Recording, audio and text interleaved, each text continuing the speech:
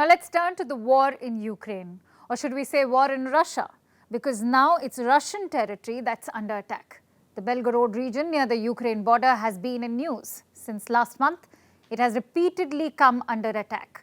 These attacks are being carried out by people who say they are Russians. At least two groups have taken responsibility. They say the goal is to free Russia from the tyranny of President Vladimir Putin. Moscow doesn't believe it. The Kremlin says the attackers are actually Ukrainians, that Kiev is conducting a terrorism campaign inside Russia. Ukraine, of course, denies the charge, even though the Belgorod attackers seem to be aligned with Ukraine's goals. Our next report brings you the details.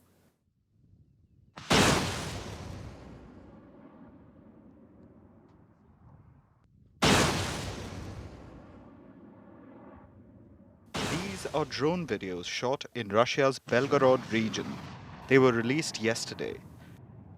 They claim to show Russian military equipment being destroyed. The videos were released by a group calling itself the Freedom of Russia Legion. It put out this message as well.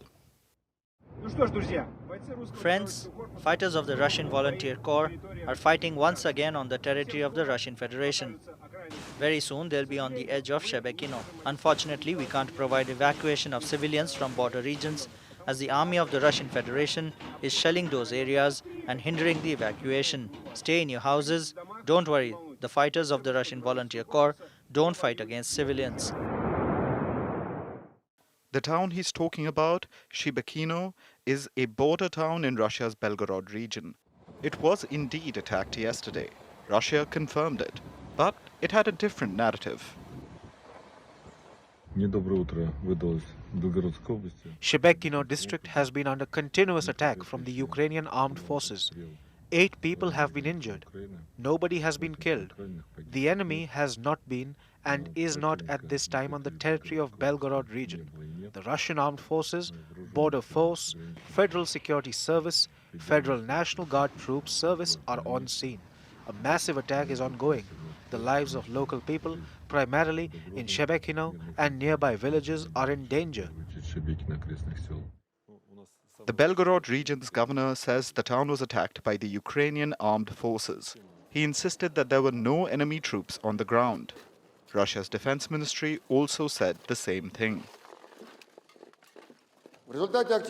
Thanks to active operations by the border defense units of the Western Military District and FSB of Russia, the terrorist formations of the Kiev regime sustained heavy losses and have been repelled. Any breakthroughs of the state border have been prevented. He says no one broke through the state border. That's at odds with what the Freedom of Russia Legion claims. So, who do we believe? It's a bit complicated, because everyone has a motive to lie. Moscow would face embarrassment if it admits that fighters entered its territory. Kiev cannot admit to attacking Russian land. That's one of the conditions for receiving Western weapons. They can only be used for defense. So Ukraine can't take credit. And it never has. Kiev always says that any attacks inside Russia have been conducted by Russian dissidents, that Russian citizens are fed up of the regime and fighting back. That's exactly the narrative the Freedom of Russia Legion is sticking to. The Freedom of Russia Legion and the Russian Volunteer Corps are part of Ukraine's Foreign Legion, which is controlled by the Ukrainian military. When Russian fighters, volunteers, are on the territory of Ukraine, they are part of the Ukrainian armed forces.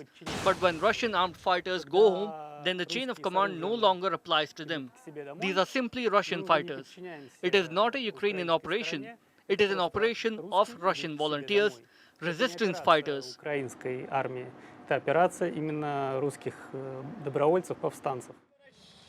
He admits that they are working with Ukraine, that Kiev gives them orders, but the group becomes an independent unit when it enters Russia. That's quite convenient. But even if the command structure is murky, even if the group didn't enter Russia like the Kremlin claims, there's no doubt about one thing: Russia is under attack. Belgorod has become a hotspot. The fight has entered Russian territory.